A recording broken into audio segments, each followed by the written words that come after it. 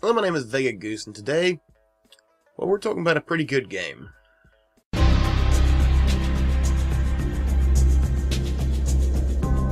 Sleeping Dogs. Now, Sleeping Dogs, as many of you know, began as the sequel to a true crime series, True Crimes Hong Kong.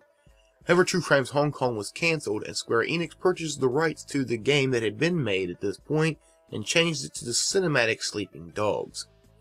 Question is, was it worth their time and money? We're about to find out. Let's get things started with the gameplay. Now, the gameplay of Sleeping Dogs will be familiar to you if you've ever played, say, Grand Theft Auto or Saints Row. However, I will say this is some of the best driving mechanics I've seen in a game in a while. The way you can hijack cars by jumping from car to car is actually pretty innovative and is really fun to play.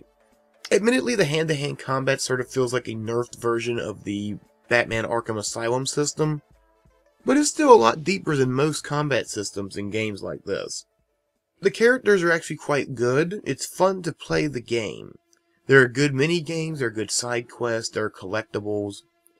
The only things I have a real problem with are, first of all, I feel like that some of it is just not very well thought out. The car driving is fun, however the cover mechanic is kind of iffy. The shooting segments are not all that fun. You really just want to go back to hand-to-hand fighting when you're in these sections. In fact, the best part of the game is actually the driving sequences. However, some of the chase sequences can get a little old when you've been running so long. You're like, alright, either catch him or let it be over. It's annoying. And when a game section is annoying, that's never a good thing. The other major issue is the lack of a proper tutorial on certain things. For example, the hijacking car to car. I went through most of my first playthrough not even knowing how to do that because the game never told me. It never came up and said, to hijack, hit this button. It wasn't until there was a mission where you had to do it that I finally had to go on to GameFAQ and learn how to do it because it didn't tell me in the actual game. That's a pretty major hit when there's a section of your game that they forgot to tell you about. And so overall, the gameplay of Sleeping Dogs earns a 6 out of 10. It's above average. The lack of a proper tutorial and the fact that some of these sections can get a little boring definitely knocks it down quite a few notches. Next up, let's take a look at the graphics. Now, the graphics of Sleeping Dogs are not bad. In fact, in some areas it looks damn near photorealistic. However, if you're hunting out different textures, you will occasionally find textures it almost looks like it got skipped, or were left low res for the purpose of being a little cheaper in production. On top of that, after certain loading screens or certain cutscenes, there is heavy pop-in graphics, at least on the PlayStation 3. Now, again, pop-in graphics don't really bother me that much, but in this case, it can be really noticeable. And on top of that, sometimes this just looks lazy. Some of the NPCs do literally the exact same thing the entire game. Every time you walk past them, it's the exact same thing. Overall, the graphics earn a 7 out of 10. They're above average, but they need a little work. Next up, let's take a look at the soundtrack.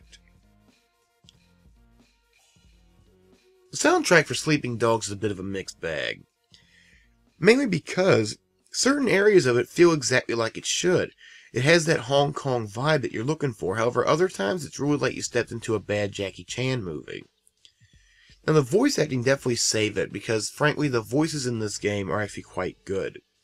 You believe these are real people going through real problems, and that's important.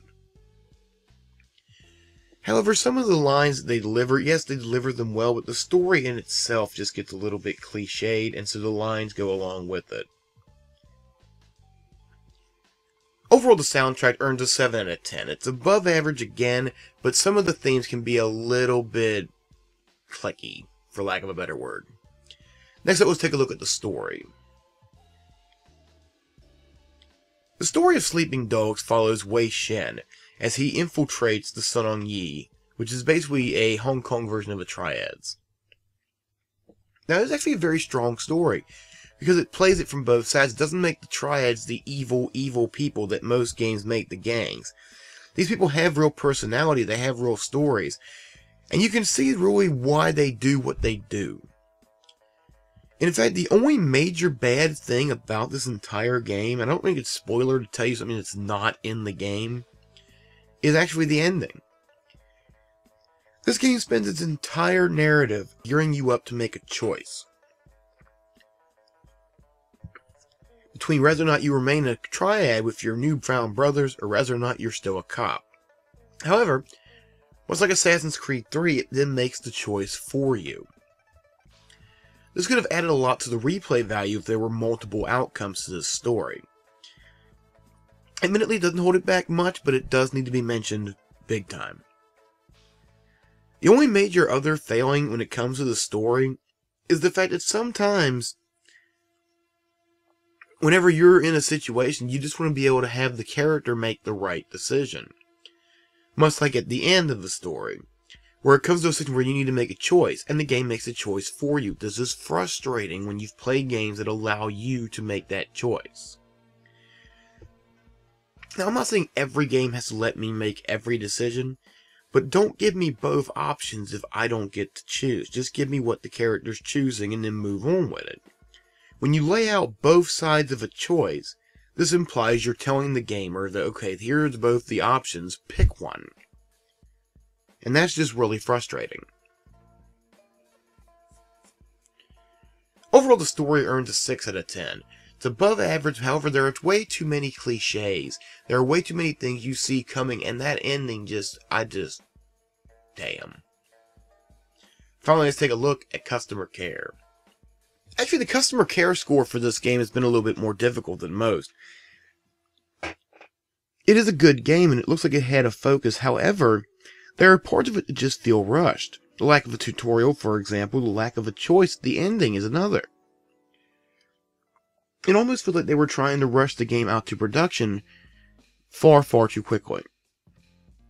Nothing wrong with that per se, but I feel like it does need to be mentioned.